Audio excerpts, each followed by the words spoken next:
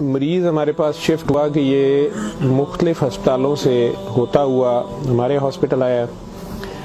بالکل سوکھ کے وہ کانٹا ہوا تھا. 55-60 سال کا وہ آدمی تھا, بہت ہی پتلا دبلا, اور ہماری زبان میں یوزلی ہم کہتے ہیں بون اینڈ سکن, پانی کی شدید کمی اور برا حال. عمر اس کی 55-60 سال تھی. جو اس کے ساتھ ایک ہی لڑکی تھی وہ 20-25 سال کی تھی, اور وہ اپنے آپ کو اس کی بیوی بتاتی تھی. میرے جونیئر ڈاکٹرز نے مجھے راؤنڈ کرایا تو انہوں نے کہا جی کہ یہ فلاں وارڈ سے شفٹ ہوا ہے, اس کو 4 مہینے سے شدید دست لگے ہوئے ہیں, یہ کچھ بھی کھاتا ہے تو اس کو ڈائریا لگ جاتا ہے, اور اس کے سارے ٹیسٹ ہو گئے ہیں, گیسٹروسکوپیاں, انڈوسکوپیاں, بایوپسی, ہر چیز, اس سے کچھ نہیں آ رہا, تشخیص نہیں ہے. لیکن اب اس کی حالت اتنی بگڑ گئی ہے کہ یہ آئی سی یو میں شفٹ ہو گیا ہے, وینٹیلیشن کے لیے ہوا ہے, اور اس کو کوئی دوائی کام نہیں کر رہی ہے.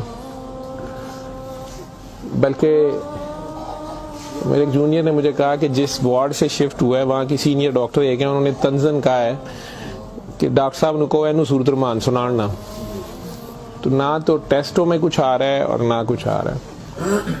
4 ماہ سے ایسے ہے. جو ہسٹری ہوتی ہے, ہم جو ڈاکٹرز کامن چیزیں ہوتی ہیں وہ سارے پوچھتے ہیں.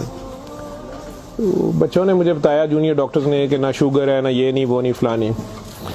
میں نے کہا کہ اس کا ایڈز کا ٹیسٹ کرا لیں. تو بچوں نے کہا کہ جی پچھلے سال اس کا ایڈز کا ٹیسٹ میو ہاسپٹل میں ہوا تھا, تب بھی اس کو اسی طرح ڈائریا لگا تھا, اور وہ نیگیٹو ہے, اور لیکن پچھلے سال پھر یہ ڈائریا ٹھیک ہو گیا تھا 2-3-4 ماہ کے بعد, پھر یہ بہت بہتر حالت میں ہو گیا تھا, لیکن اب پھر اس کو 4 ماہ سے یہ ہے, اور اب اس کی یہ حالت ہو گئی, اب یہ بے ہوش تھا. وہ خیر وینٹیلیٹر پہ چلا گیا, لیکن میں نے پھر بھی اس کا ایڈز کا ٹیسٹ بھیج دیا کہ یہ بھیجو اس کا.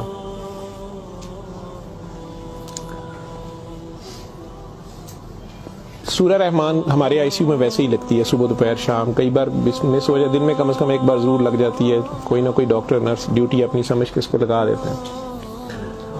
وہ بھی لگ رہی تھی, سارے پیشنٹس تھے. جہاں تک جتنی میری یادداشت ساتھ دیتی ہے کہ تیسرا دن تھا تو میری جونیئر ڈاکٹر کا مجھے فون آیا, بڑا پینکی. اس نے کہا کہ سر یہ پیشنٹ جو ہے اس کی حالت تو خراب ہی ہے, ویسے ہی ہے, بہتر نہیں ہو رہا یہ والا پیشنٹ, اس پہ اچانک ایک چینج آئی ہے کہ یہ سورہ رحمان جب بھی لگتی ہے, میں نے نوٹ کیا ہے, لیکن نرسز صبح سے بتا رہے تھے, لیکن میں نے یہ نوٹ کیا اب کہ جب بھی لگتی ہے اس کے ناک منہ سے, ویسے اس کے پائپ ڈالا ہوا تھا پھیپھڑے, ہم سانس اس کو مشین, سانس والی مشین سے جو ہے نا وہ اس کے لیے پائپ ڈالا ہوا تھا, ناک میں بھی ایک نالی تھی معدے کے لیے, بے ہوش تھا. اس نے کہا جی اس کے ناک میں سے سنڈیاں ابلنا شروع ہو جاتی ہیں باہر کو, اور نرسز اس کے اوپر ڈیوٹی کرنے سے تنگ ہو رہے ہیں. تو اب سکر ایک مشین ہوتی ہے جس سے ہم مریض کے اندر سے ایک بلغم نکالتے ہیں جو نیگیٹو پریشر سے سک کرتی ہے. سر اس کو ہم سک کرتے ہیں, لیکن یہ نہیں سمجھ آ رہی کہ یہ کہاں سے آ رہے ہیں. میں نے کہا اس کے معدے سے کھینچ کے دیکھیں, انہوں نے کہا جی ادھر سے نہیں آ رہے. میں کہ ان کی سانس والی نالی سے آ رہے ہیں, کہ اس میں سے بھی نہیں آ رہے. لیکن جب سورہ رحمان بند کرتے ہیں یہ ختم ہو جاتے ہیں, یہ باہر نظر نہیں آتے. یہاں ہماری ہڈیوں میں خالی جگہ ہوتی ہے, انہیں ہم سائنس بولتے ہیں ڈاکٹرز. میں نے کہا یار پھر اس کے یہ سائنس سے آ رہے ہیں, اور میڈیکلی ہم اسے میگٹس انہیں کہتے ہیں. ہم شوگر کا مریض بچڑا آخری سٹیج پہ, کئی بار اس کے زخم بہت خراب ہو جائے تو اس میں کیڑے کئی بار پڑ جاتے ہیں اس طرح. لیکن یہ چیز میں نے نہیں سنی تھی, اور نہ ہی اس کی کوئی, نہ وہ شوگر کا مریض تھا نہ کچھ اور تھا. میں نے ڈاکٹر صاحب سے کہا کہ آپ جو ہے نا اس کا یہ تو اب اینٹی بایوٹکس جا رہی ہیں, سارا کچھ جا رہا ہے, ویسے اس کے ایڈز کے ٹیسٹ کا پتہ کریں وہ کب تک آئے گا. تو مجھے لگ رہا ہے کہ اس کی قوت مدافعت کوئی نہیں ہے, اور یہ کیڑے اس طرح پڑ گئے ہیں, لیکن اس کے علاوہ کوئی اور رشتہ دار اس کا ہے ہی نہیں ہے, اور وہ کوئی چیز لا بھی نہیں رہی. دوائیاں بھی ہم نے خود اپنے فنڈ سے شروع کر لی ہیں. اس کا کرنا کیا ہے؟ اور مسئلہ یہ ہے کہ یہ جس وقت سورہ رحمان لگتی ہے تو یہ کیڑے اس کے اب تو آنکھوں سے بھی کچھ نکلے ہیں, تو اس کے ناک اور منہ سے ابلنا شروع ہو جاتے ہیں. لیکن جب ہم بند کرتے ہیں تھوڑی دیر بعد وہ منہ میں کہیں نظر نہیں آتے. تو ہمارا یہ خیال تھا کہ سورہ رحمان بند کر دیتے ہیں. اس کی بیوی نے بھی کہا کہ یہ تم لوگ پھر بند کرو, پتہ نہیں کیا تم لوگ لگاتے ہو. تو وہ جو ہماری نان مسلم سسٹر تھیں, انہوں نے اسے کہا کہ میری بات سنو, مجھے نہیں پتا اسے کیا بیماری ہے, لیکن وہ اسے پریئر کہتی تھی. انہوں نے کہا جب یہ پریئر لگتی ہے نا یہ کیڑے اس کو چھوڑ کے بھاگتے ہیں, ٹھیک ہے, تو میں تو کہتی ہوں اس کو 24 گھنٹے یہی سنائی جاؤ. جب میں نے یہ باتیں سنی تو خیر میں نے کہا کہ اس کی بیوی کو کہو کہ وہ رپورٹ کا یا ہمیں رسید دے دیں, ہم خود اپنے طور پہ پتہ کر لیتے ہیں. تو میرے راؤنڈ کرنے کے بعد وہ بندی خود ہی آ گئی میرے پاس. مجھے نہیں پتا تھا کہ وہی سسٹر نے اس کی بٹھا کے کہیں کاؤنسلنگ کی تھی. اسے انہوں نے کہا کہ اس کو ہمیں شک ہے کہ ایڈز نہ ہو, کہ اس کی قوت مدافعت نہیں ہے, اس طرح کیڑے اس کو پڑ گئے ہیں, کچھ ہو گیا, شاید کمزوری سے ہو گیا, بیماری کی کمی سے ہو گیا. تو یہ اس کا ہم پتہ کرنا چاہ رہے ہیں. ادروائز تو جو دوائیاں ہیں وہ وہی رہنی ہے. کچھ طرح کی اس نے بات کی, کہتی کہ وہ ڈر گئی ہے تھوڑی سی, اور وہ کہتی میں نے بڑے ڈاکٹر صاحب سے کوئی بات کرنی ہے. بہرحال اب مجھے جتنا یاد ہے, میں 1 سال بڑی سوچا اس کے اوپر کہ میں اس کو بیان کروں یا نہ کروں لوگوں کے سامنے. اس عورت نے بڑی خوفناک کہانی مجھے سنائی.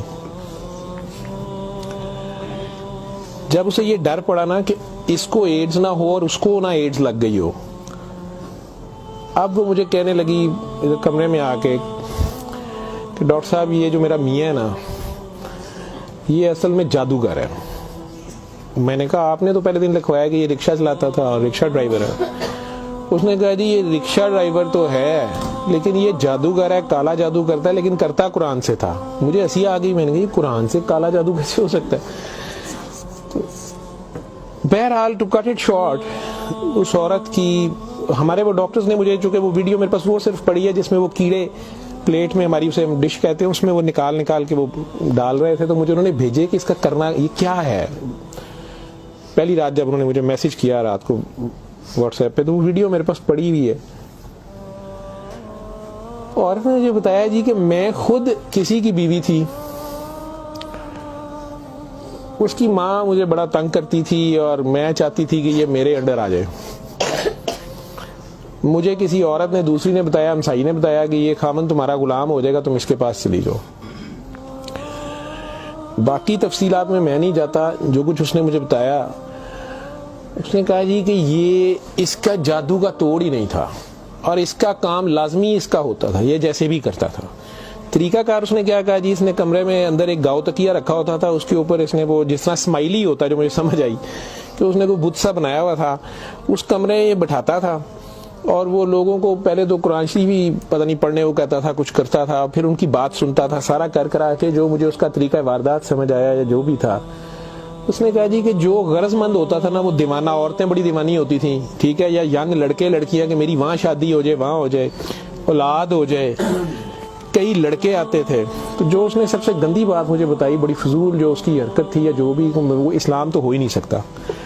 اس نے کہا جی یہ ان عورتوں کو اور اپنے بارے میں اس نے کہا کہ میں نے بھی یہ غلطی کی, میرے سے بھی یہ گناہ ہوا, لیکن مجھے گناہ ثواب کا اتنا نہیں پتا تھا.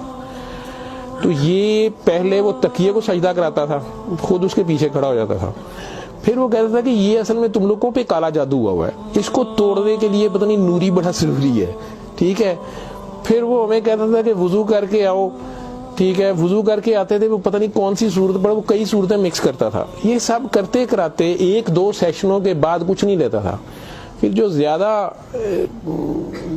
لوگ اپنے کام کے پیچھے دیوانے ہوتے تھے ان کو وہ بتاتا تھا کہ اس میں بڑے پیسے بھی لگیں گے, یہ جان پہ کھیلنا پڑنا ہے, پتہ نہیں کیا کرنا, اور تمہیں بھی میرے ساتھ کرنا پڑے گا, اس میں بڑا کچھ جو ہے نا رسک ہے, لیکن کام تمہارا ہو جائے گا.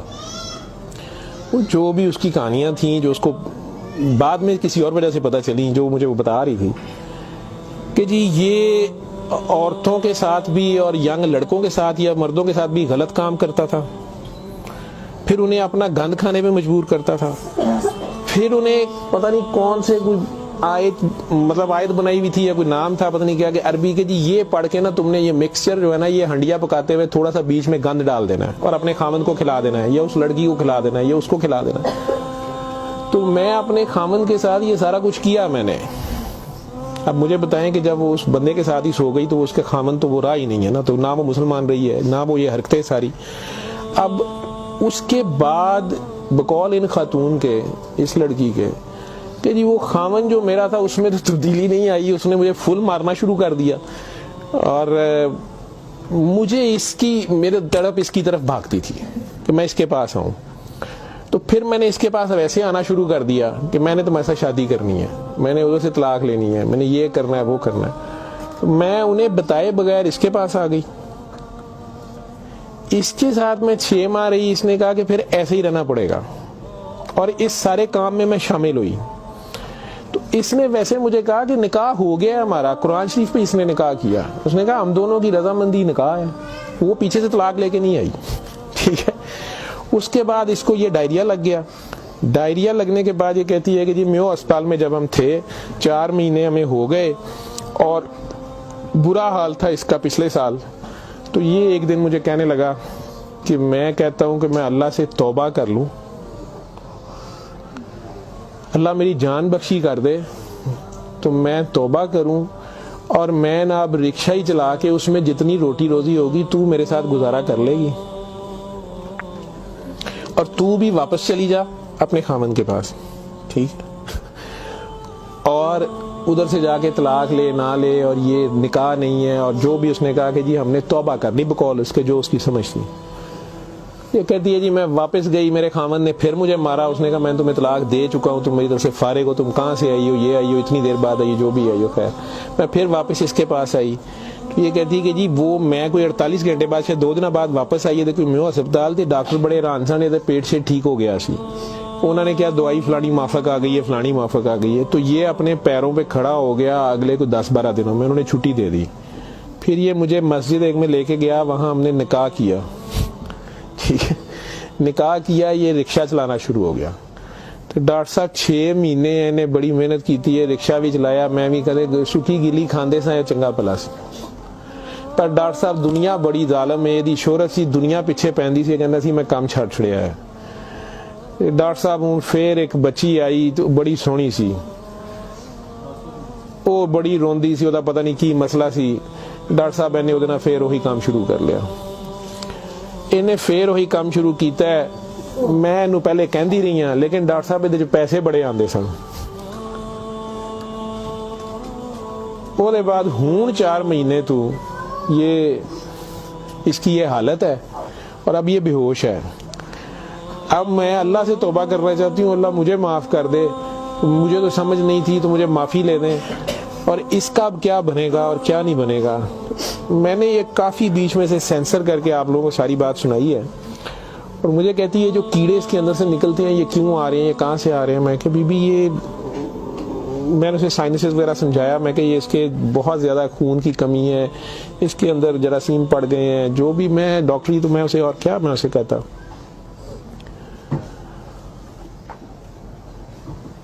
اور اس وقت ساری بات سنا کے تو اس نے وہ رپورٹ اندر سے نکالی, اور مجھے کہتی ہے جی یہ رپورٹ میں تو اس کو HIV کی رپورٹ تھی کہ جی وہ اتنے رپورٹ والے مینوں کہا ہے کہ ڈاکٹر صاحب فوراً جا کے دیو, تو تسی وہ لیبارٹری میں کہیں پوچھتی رہی. تو انہوں نے کہا جی تسی اتھوں جا کے پوچھو. تو میں دسیا میرے خامن دی, مینوں دسو, نے کہا تسی اپنی بھی کراؤ. تو ڈاکٹر صاحب یہ رات دی میرے کول ہے, تو مینوں تو نہیں بیماری ہوئے گی, میں سورۃ الرحمان سن لا. میں نے کہا جی آپ بھی سنیں, 7 دن سنے, میں آپ کو کیا کہہ سکتا ہوں. 1 دن وہ اور زندہ رہا, بندہ مر گیا. آخر تک اس کے کیڑے وہ آتے رہے اسی طرح. جب بھی وہ سورہ رحمان لگتی تھی وہ ایسے ہوتا تھا جیسے ابلتے تھے باہر کو, ناک سے اس کے, مطلب وہ 1-2 نہیں ہوتے تھے کہ جنہیں آپ پکڑ کے سائڈ پہ کر دیں. میں نے بتایا نا کہ وہ سکر مشین رکھ کے, تو اس سے وہ سکر میں ہم سک کرتے تھے اس کو سارا, وہ مشین میں جاتے تھے, لمبی سنیاں اس کی, ناک سے منہ سے. اور آخر میں وہ عورت بھی اس کی ڈیڈ باڈی لینے میں بھی تیار نہیں تھی. نہیں جی یہ میں انہوں کتنے دباں گی, یہ وہ. میں کہ نہیں اب اس کو, یہ تو آپ نہیں لے کے جانا, ہم ہاسپٹل سے ہم اور کیا کر سکتے ہیں.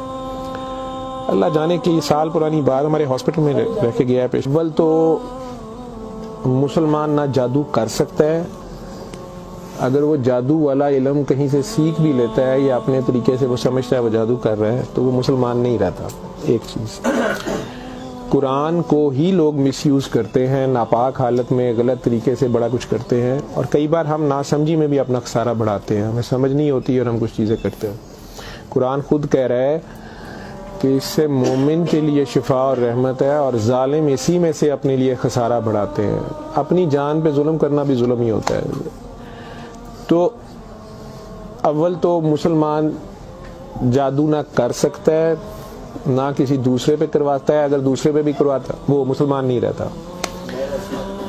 جب آپ جادو کے چکر میں پڑیں گے یہ خود شرک ہے، آپ اللہ بننے کی کوشش کر رہے ہیں نا، آپ اپنی مرضی کے ریزلٹس لینے کی کوشش کر رہے ہیں، ٹھیک ہے، مافوق الفطرت طریقے سے، اور پھر اس سے زیادہ بڑی بدبختی کہ اللہ کے کلام کو مس یوز کر کے سارا کر کے، تو وہ مسلمان نہیں رہتا۔ میں نے اس دن بھی بتایا تھا، وہ بچی امریکہ سے جو فون کر رہی تھی آپ لوگوں کے سامنے، یہاں میں نے اسے کلمہ شہادت پڑھایا تھا، اسے دوبارہ کلمہ پڑھوایا تھا کیونکہ اس کو پتہ نہیں تھا، یہاں وہ آئی تو وہ اس سے یہی کام کسی اور نے کروایا، وہ مسلمان رہ ہی نہیں گئی ہوئی تھی، اور خامن سے لڑائی اس کی چل رہی تھی، ان کا آپس میں فساد ہو جاتا تھا، ٹھیک ٹھاک پرابلم میں تھے، صرف اسے دوبارہ سے باوضو ہو کے آپ کلمہ پڑھیں، زندگی میں اگر ایسی کبھی غلطی کر دی ہے تو اللہ سے معافی مانگیں اور دوبارہ سے کلمہ پڑھ کے مسلمان ہو۔ دوسرا، اگر آپ میں سے کسی کو وہم ہے کہ آپ لوگوں پہ جادو ہے تو کسی بابے کے پاس جانے کی ضرورت نہیں ہے۔ یہ تو فٹافٹ آپ لوگ کہتے ہیں کہ جادو برحق ہے، اور جی جادو نبی کریم صلی اللہ علیہ وسلم پہ بھی ہو گیا تھا۔ نبی کریم صلی اللہ علیہ وسلم نے اس کو کیسے توڑا تھا، انہوں نے کیا طریقہ بتایا ہے؟ ایک بار سورہ فلق، ایک بار سورہ ناس، یا آپ 3 بار سورہ فلق 3 بار سورہ ناس پڑھ لیں، جادو ختم ہو گیا۔ اعوذ باللہ من الشیطان الرجیم پڑھتے ہی ختم ہو گیا۔ ویسے تو مسلمانوں پہ تو ہوتا ہی نہیں ہے، میں نے سورہ مومنون کی 89 آیت بار بار ریفرنس دیا ہے، میں کسی بحث میں نہیں مذہبی میں پڑھنا چاہتا، اللہ بڑے واضح طریقے سے اس میں بتا رہے ہیں کہ ان سے پوچھو، سورہ مومنون میں 84 سے 89 تک، ان سے پوچھو کہ آسمان اور زمین کا مالک کون ہے، یہ سارا کچھ کس نے بنایا، یہ فوراً کہیں گے اللہ نے۔ ان سے پوچھو تمہاری زندگی اور موت کا ہر چیز کون فنی، کہیں گے اللہ نے۔ ان سے پوچھو پھر تم کہاں سے جادو کر دیے جاتے ہو، جب ہر چیز کا مالک وہ ہے تو پھر یہ جادو تم لوگوں پہ کہاں سے ہو جاتا ہے؟ یہ ہماری اپنی سوچ میں ہوتا ہے۔ 99% لوگ تو سائیکی کے مریض بنے ہوتے ہیں، اور یہ اصل میں آپس کی نفرت ہوتی ہے، ہماری آپس کی نفرت، حسد، کینے، بغض، لالچ، ہوس، یہ جو ہماری سوچ کی لہریں ہیں یہ ضرور ایک دوسرے کو ڈسٹرب کرتی ہیں۔ یہ نظر لگ جاتی ہے، ماں کی نظر اپنے بچے کو لگ جاتی ہے، پیار سے ہی دیکھ لیں، اس کو زیادہ انرجی چلے گئی، بیچ میں ماشاءاللہ نہیں کہا، فوکس اللہ سے ہٹا، بچے پہ گیا آپ کا، تو اللہ کے ریفرنس سے اس بچے کو دیکھیں کہ ماشاءاللہ میرا بیٹا کتنا پیارا، تو پھر نظر نہیں لگتی ہے۔ یہ باتیں آپ کو سمجھائی گئی ہیں، اس فوکس آپ کا اللہ رہے۔ نعوذ باللہ نعوذ باللہ نعوذ باللہ، کئی بچے میرے ساتھ زیادہ پیار سے جب زیادہ چلتے ہیں، آپ اللہ ہیں، نعوذ باللہ میں اللہ کیسے ہو سکتا ہوں؟ پھر انہیں میں کہتا ہوں کہ بیٹا یہ کفریہ کلمہ ہے، کسی بات سے کوئی بندہ مدتوں سے پھنسا ہوتا ہے، اس میں سے نکلتا ہے، کئی بہت بڑی بات کر دیتے ہیں۔ ہوش کے لوگ نہیں ہوتے ہیں، جب تک ہوش میں نہیں ہوتے ہیں تو اس وقت تک تو ان پہ حد نہیں لگتی، لیکن جب ہوش آ گئی ہے اس کے بعد یہ بات کفر میں آتی ہے، اور اللہ یہ برداشت نہیں کرتا۔ آپ ناسمجھی میں بھی کر رہے ہو، بچہ ناسمجھی میں بھی الٹی سیدھی حرکتیں کر رہا ہو تو ماں تو کان پکڑ لیتی ہے، اس نے بھی اسے سکھانا تو ہوتا ہے، اسے ثابت تو کرائے گا، پہچان تو کرا کے چھوڑے گا اللہ کون ہے، اللہ کہاں ہے، ٹھیک ہے۔ آیت الکرسی کا مطلب ہے کرسی کی نشانی، کرسی کا اشارہ، ٹھیک۔ جب آپ خوف کی حالت میں ہیں تو وہ پڑھ لیں، یا آپ کو لگتا ہے کہ ہمیں کوئی مسئلہ نہ ہو تو پڑھ لیں، تو اس کا مطلب یہ نہیں ہے کہ وہ آیت الکرسی کے لفظ یا آیت الکرسی کے وہ آپ کی حفاظت کرتے ہیں، اس کا مطلب کیا ہے؟ عربز کو تو پتہ چلتا تھا پڑھتے ہوئے کہ وہ کیا کہہ رہے ہیں، وہ ساری اللہ کی حمد اور اللہ کی شانیں بیان ہو رہی ہیں۔ تو کرسی کی بات ہو رہی ہے کہ کرسی زمین و آسمان پہ ہر طرف وہ ہے، تو اصل میں تو کرسی والے کی بات ہو رہی ہے، تو جو کچھ کرنا ہے کرسی والے نے کرنا ہے، تو اگر کرسی والے سے آپ کا دھیان ہٹ گیا، ٹھیک ہے، تو آپ کرسی کی پوجا شروع ہو گئے، تب بھی پھنس گئے آپ۔